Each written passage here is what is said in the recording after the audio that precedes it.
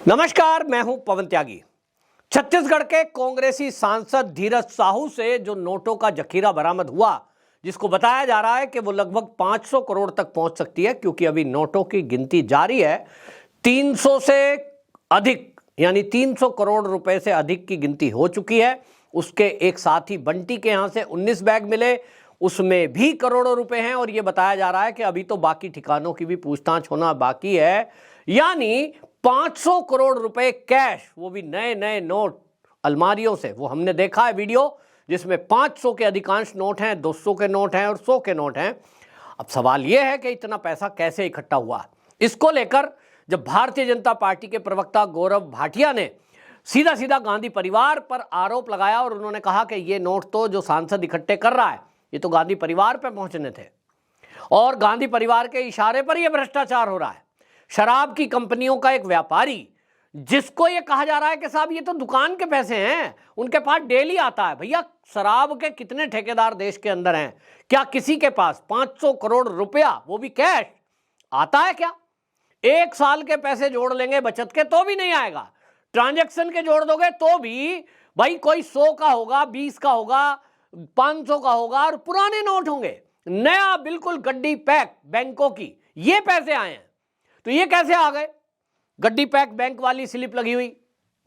इतने पैसे तो बैंकों से लाए गए होंगे, बैंकों में जमा होते रहे, निकाल के लाए गए, किसी से लिए हैं। अब ये तो जांच में पता लगेगा और इसीलिए निशिकांत दुबे जो भारतीय जनता पार्टी के सांसद हैं, उन्होंने मांग की है कि इसकी जांच ईडी से होनी चाहिए ताकि बेनामी संपत्ति भी कितनी है उसका पता लगे। लेकिन ताज्जुब की बात यह है कि जैसे ही भारतीय जनता पार्टी ने गांधी परिवार पर प्रहार किया और ये कहा कि ये तो उनको देने के लिए इकट्ठे हो रहे थे क्योंकि उनको राज्यसभा की सीट चाहिए, राज्यसभा की सीट के लिए उनके पास खबर होगी जो इस तरह का दावा कर रहे हैं। लेकिन जयराम रमेश जो कांग्रेस के नेता हैं, उन्होंने बाकायदा एक्स पर पोस्ट लिख दिया और उन्होंने कहा कि जो ये दौलत बरामद हो रही है, इसके बारे में तो धीरज साहू ही बताएंगे कि वो कहां से पैसा आया। इससे कांग्रेस का कोई लेना देना नहीं है और जो बीजेपी आरोप लगा रही है ये कोई गलत बात है, ये हमें पता नहीं, पूछताछ करें। जयराम रमेश ने कहा कि जो ये कार्रवाई है सांसद के इन कारनामों से, हमारा कांग्रेस का कोई लेना देना नहीं है और साहू ही बता सकते हैं कि ये पैसे कहां से आए। अब आपको बता दें कि कांग्रेस ने पल्ला झाड़ा बहुत जल्दी। अब ये कांग्रेस के कार्यकर्ताओं को समझना चाहिए। हालांकि आपको बताएं, कांग्रेस के अलावा कोई भी पार्टी होती, भारतीय जनता पार्टी की पार्टी होती या कोई टीएमसी का नेता होता, अगर जब पकड़ा जाता है तो कोई नेता ये थोड़ी कहता है कि साहब ये हमारा ही आदमी है, छोड़ दो। हालांकि महुआ मोहित्रा वाले मामले में हमने देखा कि महुआ जब फंसी, उनके ऊपर आरोप है, गंभीर आरोप है कि वो एक किसी प्राइवेट आदमी को संसद का एक्सेस दे रही थी गिफ्ट और पैसे लेकर। इस पर बड़ी बेशर्मी के साथ देश के बहुत सारे राजनीतिक दल के नेता उसके पक्ष में खड़े हो गए। हम महुआ के साथ हैं, महुआ के साथ अत्याचार हो रहा है। अरे भैया, अत्याचार कैसा है? एक आदमी अपराध कर रहा है, अभी तो सीबीआई जांच करेगी। एक अपराधी के साथ खड़े हो जाओगे? देश के सुरक्षा के साथ खिलवाड़ कर रहा है, देश की संसद के साथ खिलवाड़ किया और संसद की एथिक्स कमेटी का कोई फैसला है। आप कुछ भी बोलें, लेकिन आप ये कैसे बोल सकते हैं कि एथिक्स कमेटी के फैसले से हम, सांसद होते हुए तो कम से कम नहीं कह सकते। आम आदमी कोई कहे तो कहे, लेकिन ये हमने देखा है हमारे देश में ही होता है कि अपराध भी क्यों ना किया हो, अपराध सिद्ध हो गया जब एथिक्स कमेटी की रिपोर्ट आ गई, तो इसका मतलब तो उन्होंने जांच की है, उसके बावजूद भी खड़े हैं। नहीं, हम तो इसके साथ हैं। ये क्या है कि वो गांव की कहावत है ना, चोर चोर मोसेरे भाई, इसलिए खड़े हो जाओ। तो पार्टी के तो ये हालत है, सभी मना कर देते हैं। तो अब ये सोचना होगा कि जो सांसद या विधायक पार्टी के शीर्ष नेताओं के लिए पैसा इकट्ठा कर रहे हैं, उनके कहने पर गड़बड़ी कर रहे हैं, घोटाला कर रहे हैं, वो ऐसे ही जेल में सड़ेंगे साहब। अब ये धीरज साहू तो गए, आप देखें आम आदमी पार्टी, कट्टर ईमानदार पार्टी अपने को कह रही थी, उनके सत्येंद्र जैन, अभी तो उनको 1 साल से ऊपर हो गया, जेल में बंद है। झेलें अपने आप, पार्टी थोड़ी केजरीवाल जी आके कहते हैं भाई हमने पैसे मंगाए थे ना, कोई नहीं कहता। अभी मनीष सिसोदिया बंद थे, अब संजय सिंह भी पीछे पीछे बंद हो गए। अब समझ में आ रहा है कि बड़ा एंकड़ी करके हमने तो कहा प्रेस कॉन्फ्रेंस में, हमसे पूछे ईडी, हमसे पूछे सीबीआई, हम बताएंगे, बच्चों को क्यों तंग कर रहे हो? तो भैया तुम बुढ़े हो गए, आ जाओ, अब बच्चों के अम्मा आपसे पूछते हैं, आप बताओ। तो अब कह रहे हैं साहब हम पे झूठे आरोप लगाए जा रहे हैं। भैया पक्के सबूत हैं, तो ये जो लीडर हैं, पार्टी के शीर्ष को खुश करने के लिए, उनको देने के लिए, उनको बचाने के लिए अपने ऊपर जो आरोप लेते हैं, वो सीखें धीरज साहू से कि फंस गया, पैसे भी गए, फंसा, जेल होगी। और गांधी परिवार या कोई भी नेता जो भी शीर्ष होगा वो तो पाक साफ है भाई। यूपीए 1, यूपीए 2 कितने आरोप लगे, 2G घोटाला, 3G घोटाला, कोयला घोटाला, ये घोटाला, वो घोटाला। कभी कोई गांधी परिवार का व्यक्ति जेल में गया? खूब चिल्ला ले बीजेपी, सोनिया को जा रहे हैं, राहुल को गए, कोई सबूत है? रिश्वत का इतना बढ़िया सिस्टम मैनेज किया हुआ है। हाँ, आपको मैं एक उदाहरण दे रहा हूं कैसे नेता लोग काम करते हैं। मतलब एक केस खुला था, मैंने देखा था कि पुलिस वाले पैसे लेते थे तो थाने के बाहर कोई पान वाला है, वो बैठा है पनवाड़ी, और ये तय कर दिया कि जो कोई केस डील का आ रहा है वो पनवाड़ी को जाके पैसे दे दो, और पनवाड़ी एक स्लिप बना के दे देगा, और उसके लिए वो माचिस का कुछ कोडवर्ड है, माचिस का डब्बी लेगा, उसको फाड़ेगा या सिगरेट की डब्बी पर कुछ लिख के दे देगा, आ गए इतने। और इस तरह डीलिंग चल रही थी। किसी पुलिस वाले की जिसकी कंप्लेंट थी, उसकी कंप्लेंट हुई, भ्रष्टाचार निरोधक दस्ता गया कि भाई रिश्वत ली जा रही है, दरोगा जी रिश्वत मांग रहे हैं, तो जब रिश्वत देगा रंगे हाथों पकड़ लेंगे। पकड़ने गए, लेकिन ये क्या, दरोगा जी ने कह दिया वो पान वाला है बाहर, उसको दे आओ।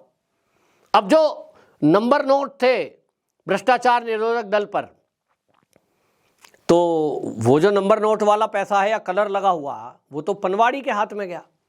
अब पनवाड़ी कौन है? प्राइवेट आदमी। मैं तो साहब पान की दुकान चलाता हूँ, मेरे थोड़े ही पैसे हैं, ये तो दरोगा जी को देने थे मुझे उन्होंने कहा हुआ है, मैंने रख लिया। इस बात से वो दरोगा जी तो बच गए।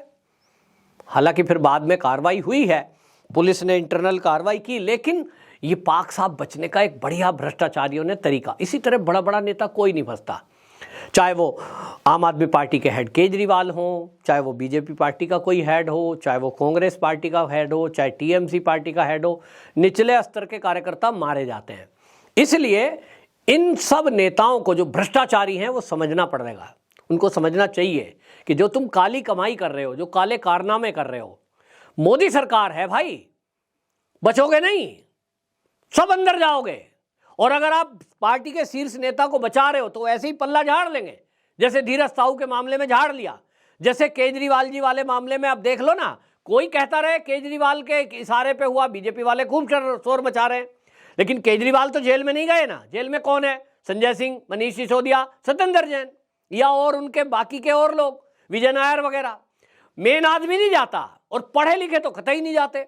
तो केजरीवाल तो पहले ही दिमागदार है, अपने को बता चुके हैं। केजरीवाल तो पहले ही बता चुके हैं पढ़ा लिखा हूं। अब पढ़े लिखो वाला तो काम करेंगे ही, बहुत दिमाग से काम करते हैं, नेताओं में बड़ी बुद्धि होती है।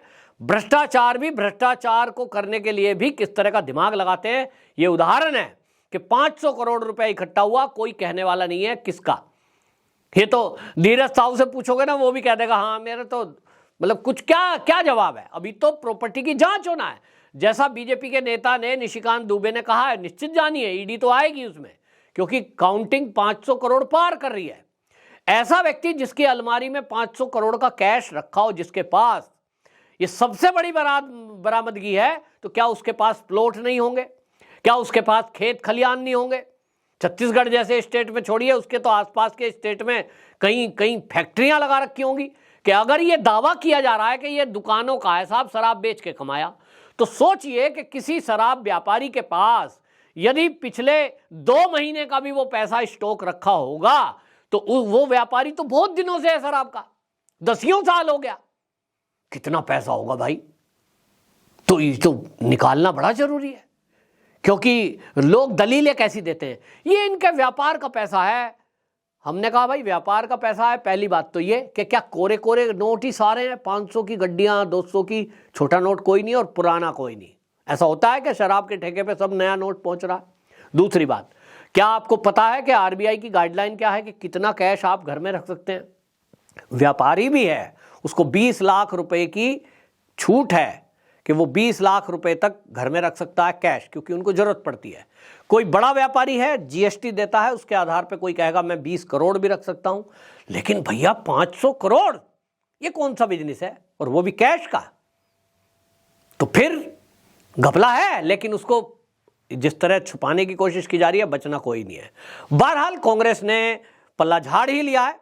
अब धीरज साहू का जवाब देखने लायक होगा कि वो क्या जवाब देते हैं, सच्चाई उगलते हैं कि नहीं। और अगर सच्चाई उगली तो बीजेपी के लीडरों का कहना है कि इसमें निश्चित रूप से गांधी परिवार तक फंसेगा। आपकी क्या राय है, कमेंट बॉक्स में जरूर बताएं। वंदे मातरम।